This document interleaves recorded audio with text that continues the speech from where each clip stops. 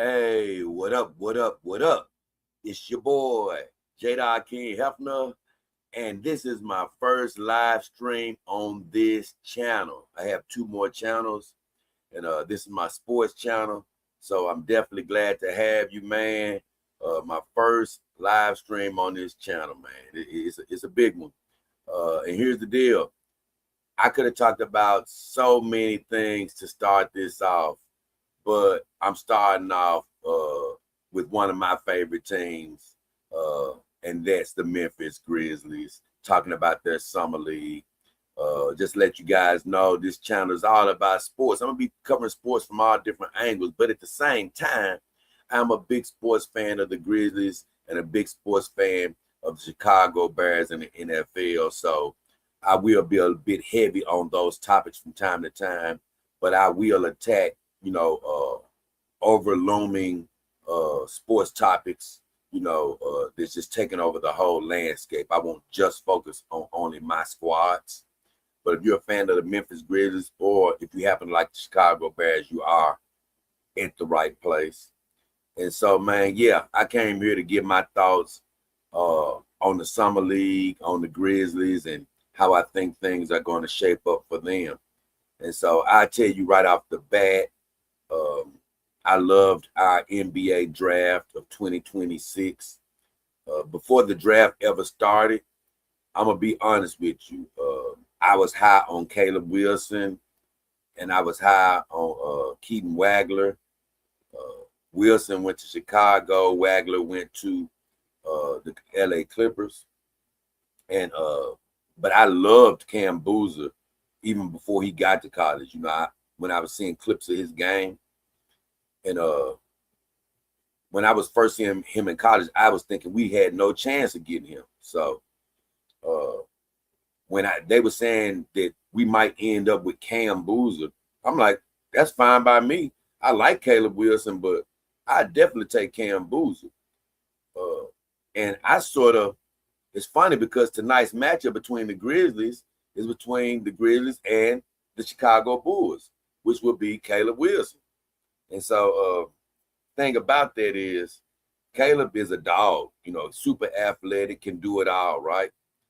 So that's why I was intrigued with him when he was in college. But I did sort of fall off of him, and I was like, you know what? I want Cam because Caleb ended up getting I think a wrist injury or something before he came out of college. And I always get wary with these guys that get injured so early.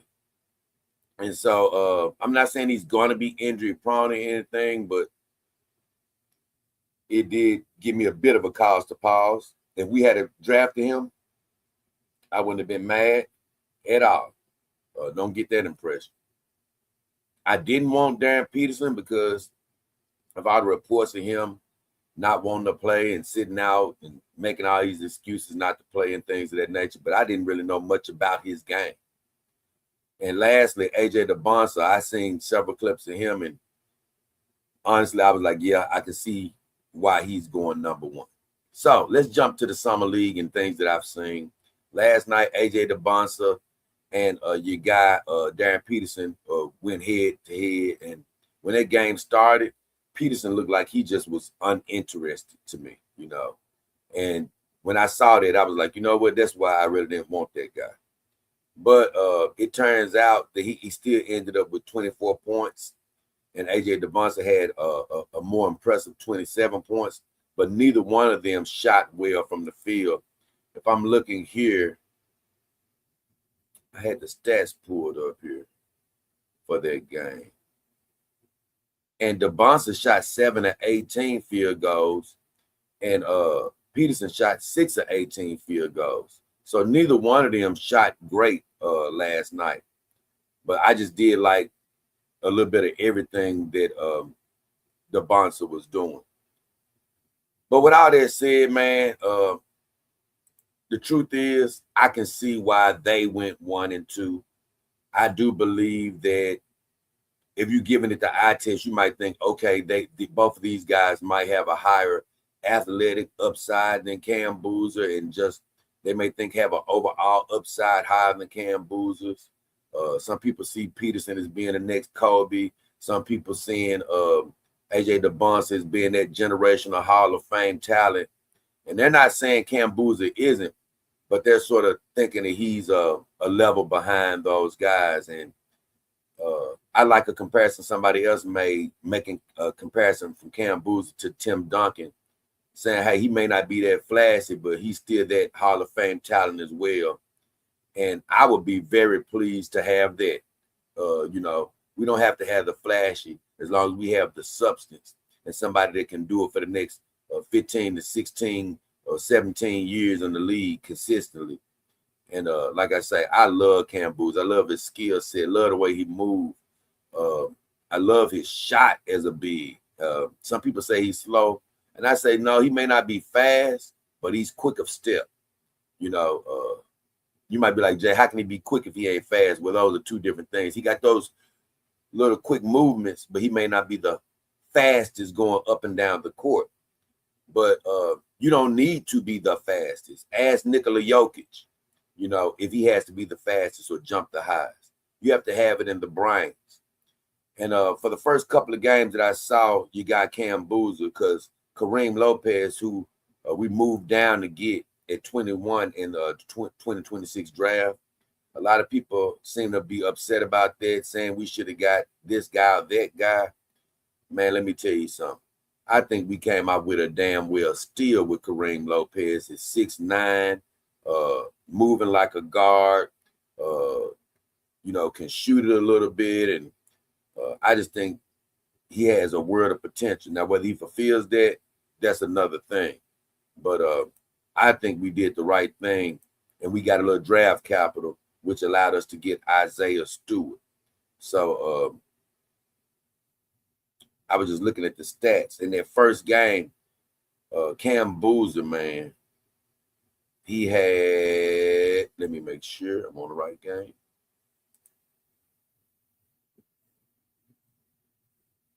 Okay, yeah. Cam Boozer had 15 points. He had a plus 10 rating and a plus minus. He did have 2 turnovers, 4 assists, 4 rebounds.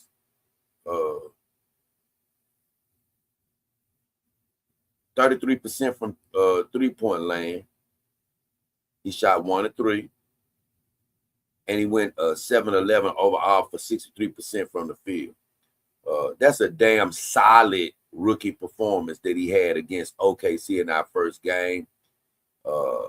He was surrounded by vets, people who had played in the league before, people like Taylor Hendricks, who had 15, and Olivier Maxence Prosper, who had 17, which he's a damn good find. Hard worker, Omax is. I didn't want to give him a nickname coming to last year because I'm like, this dude ain't earned nothing, but he earned a nickname last year. He's a hard worker. His 3-point shot has much improved over the course of last year and into the summer. He's a jewel to have. Coward ended up having 11 points that first game. I was disappointed just with the feeling of him, you know, just looking at him. I didn't even know the box score at first.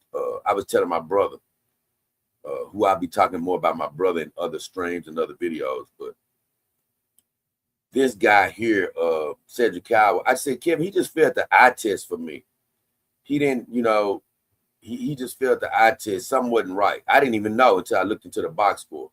He had 11 points, 2 blocks, 1 steal. 2 blocks, 1 steal, I'm cool with that. He had 8 rebounds. He was a big rebounder last year from the guard's wings position. I give him credit for that. But this is the problem I had with him. He was 3 for 8 from 3-point line, from the 3-point line. And my thing is, man, you were 3 from 12 overall. You know, so he shot 25% for the night. Didn't hit any 2-pointers, and you went 3 for 8 from 3. Man, I was telling my brother, man, this guy was sold as being a Kobe Jordan, meaning that you got to have a high IQ. And even just playing in the backyard with my brother growing up and things of that nature. When I was learning the game, I would shoot, and let's just say I get to missing shots from 3-point or whatever. And my brother was like, hey, man, notice that you ain't hitting, and start doing something else. Bring it in closer, try to get a layup. If you ain't feeling it, just play offense, just play some good defense, get some rebounds. And so my knock against Cedric Coward is, hey, man, recognize when your ass ain't hitting the shot. If you ain't hitting the shot, bro, stop shooting it. You know what I'm saying?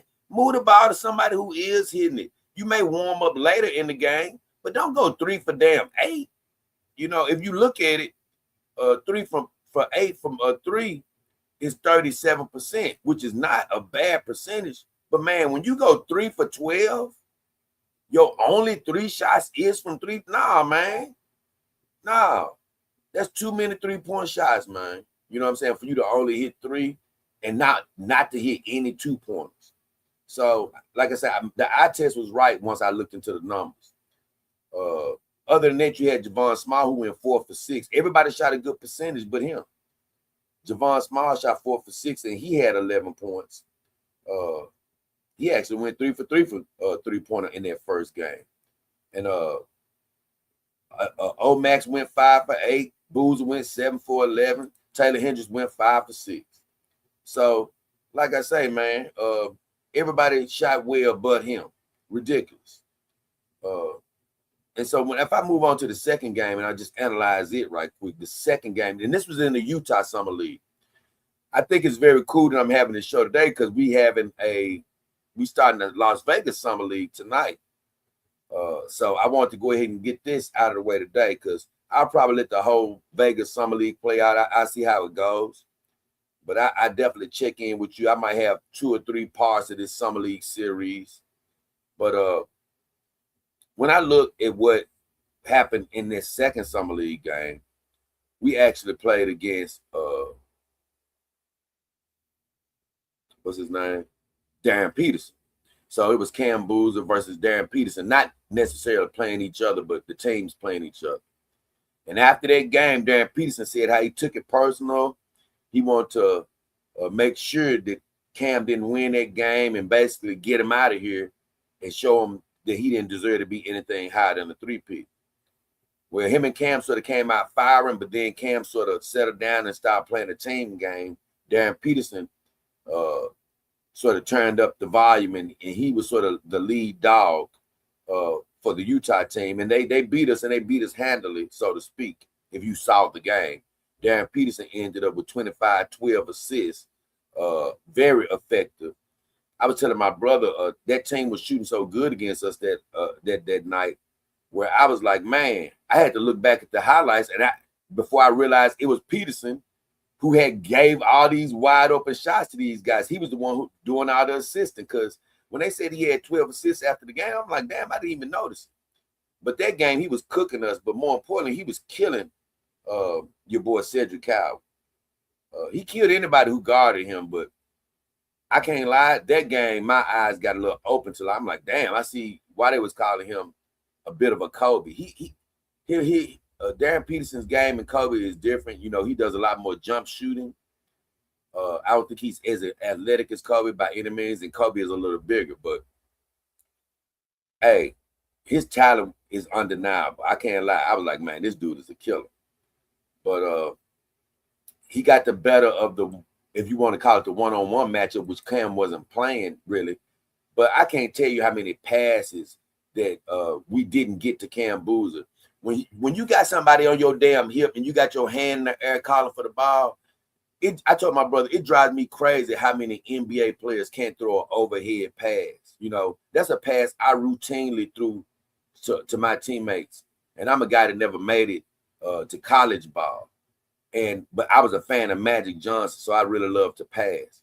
I'm surprised at how many people cannot throw an entry pass to a big man when they got their damn hand up in the air calling for the ball, and it's nobody there but his arm and the damn goal. There's no defender back there. All you got to do is throw the pass over the defender that's fronting him, throw it over his freaking head, man. And Cam was waiting for 5 or 6 passes that never came to him. So he missed out on so many easy buckets. And I'm like, man, even Ja And, a lot of other guys that we've had can't make that pass. I've seen Ty Jerome make that pass. So glad and hoping we keep him for the regular season. But he missed out on several points. Make a long story short, we lost that game.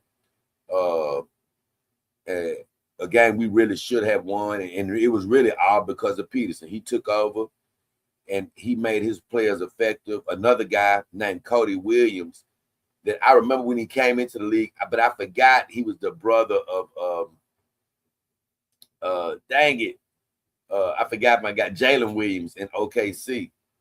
And he was killing us that night too. Him and this dude, who else was killing us for their squad? This Eric Dixon guy. Shooting our lights out, man. So to me, that was a bad loss for us. But that third summer league game in Utah, it was not even worth talking about. We didn't play anybody really but Hendricks and a lot of guys that ain't finna be on this damn team. The other guy that we played was, I think, the Huron, or I forgot his name, something like that. But he's a good shooter, and I believe that he might actually get on the big squad at some point in the future. But other than those two guys, it was nobody to watch in that third summer league game, which brings me to today. So, like I say, last night, we saw Darren Peterson. We saw AJ DeBonsa play in the Las Vegas Summer League. And I told you, even though Peterson ended up with 24 points, and I think he's going to be a good player as long as he's on the floor, it just still, something about him made me think, like, you know what? It's best that he didn't end up in Memphis. As far as DeBonsa, he seemed like a universally fit player, like he'll fit anywhere. If we had ended up with DeBonsa or got the first pick, I don't see us being upset at all. He's going to be a damn good player as well.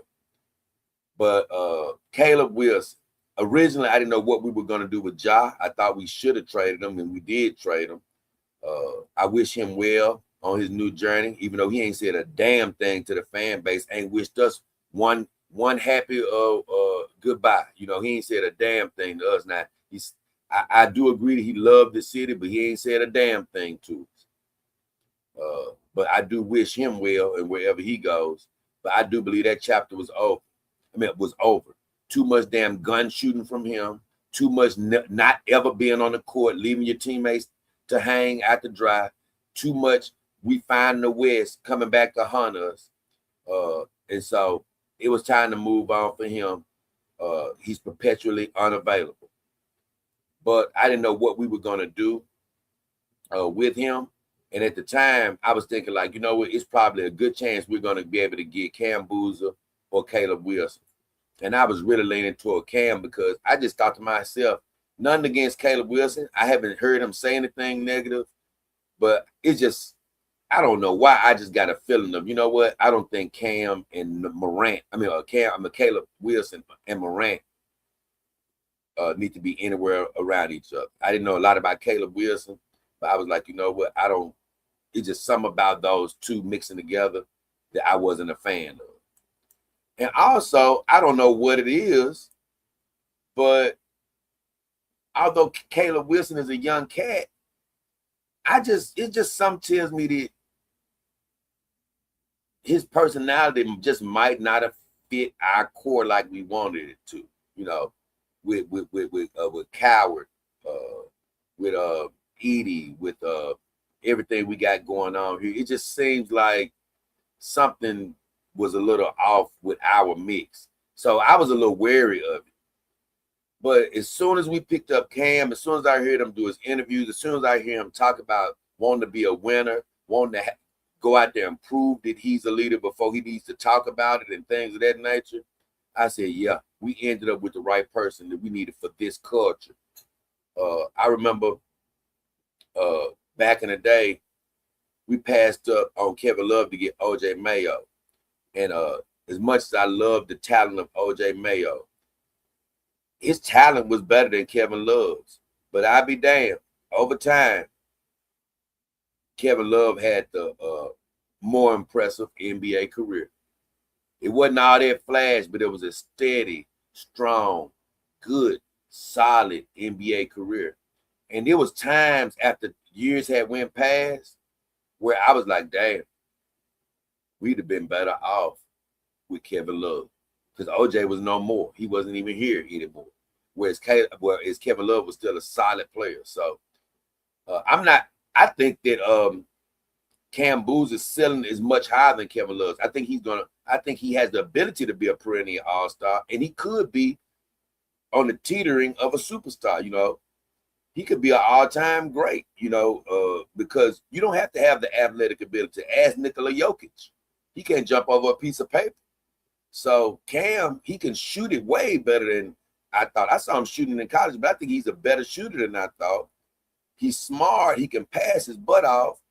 He got 4 rebounds in his first game. You already out-rebounding Jaren Jackson Jr., sorry, but God bless you, Jaren Jackson. I wish you well, too. So I see a lot of good things with him. Kareem Lopez, I'm praying that he plays in this Las Vegas Summer League. The clips I've seen of this guy looked like he got a Doncic potential. I'm not saying he has, maybe he won't get as high of a ceiling as Doncic, but just having that skill set, some of that skill set is absolutely amazing. And he looks fearless. I heard somebody say about Kareem Lopez, well, his last year in the NBADL, I think, or something like that, or NBDL, they was like, yeah, he started dominating because he realized how big he was. And I was telling my brother, I remember when my brother told me when I was little to use my weight when we were playing football, when I was being a running back and stuff. Because he said, you don't know how big you are, so use your weight. At that time, I was fat and chunky. And when I started using my weight, I was running over everybody. And that's how I feel about Kareem Lopez. If he's realized how big he is, he's not going to forget it. And he's going to bring that knowledge with him in the NBA. And guess what? It's going to be some big people he's facing in the NBA, but he's going to be able to knock some people around at 6'9" with the mobility that he has. So I'm praying we get a chance to see him. But tonight, it's going to be a matchup of dogs. Caleb Wilson versus your boy, Cam Boozer. And he's going to be coming out for blood after Cam. But guess what? Cam, one of those guys that I like where you think you can just beat him up because he seems like a nice guy, seems like a cool customer. Nah, bro. He going to be coming back at you. But what I love about Cam is he ain't going to get caught up with coming back at you.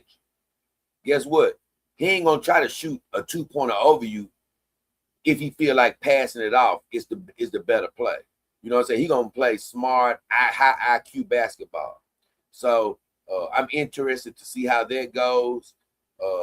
With the veterans we got on this Summer League team, the truth be told, they should be in contention to win this Summer League championship, and they should damn near win it with all the vets we got out there. So we'll see. I'm interested to see tonight, and I'm interested to see the growth from these guys. And more importantly, I'm interested to see Kareem Lopez. I hope he gets out there. And Coward, like, he's really supposed to be taking the keys to this car. It really shouldn't be on a rookie in Cam Boozer to come in here and take over the keys. Or it should be on Edie, but we don't even know if Edie's going to be healthy. So Coward, he should be more efficient. He should be taking the lead.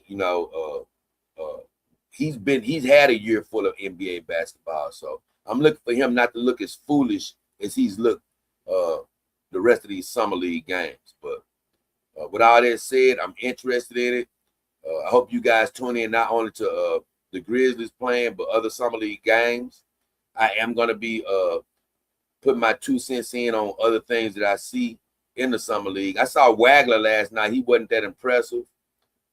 And I will say that damn A-Cup Jr., I don't like giving nobody credit for looking like somebody else other than Kobe looking like MJ. But I'll be damned. That A-Cup Jr., I never thought I'd see it, but he does move like Iverson, And thing is, he's efficient and he scores. And the difference between him and Iverson is, to me, Iverson was a little bit more paint-oriented, and he had more athleticism. And A-Cup has less athleticism, but he's a little bit more perimeter-oriented and can shoot the jumper better. So, man, I'm going to be honest with you. This damn draft class of 2026 is looking like it's damn near going to be one of the best of all times for real.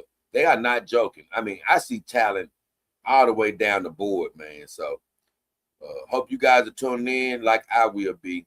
And I hope you enjoy part one of my summer league coverage of the Memphis Grizzlies. I'll get back with you next time. Love you. As of right now, me and the beautiful ladies behind me, we are out of here. Take care. Be careful out there. Know we love you. And keep loving that basketball and loving your sports. And we'll check back in with you later.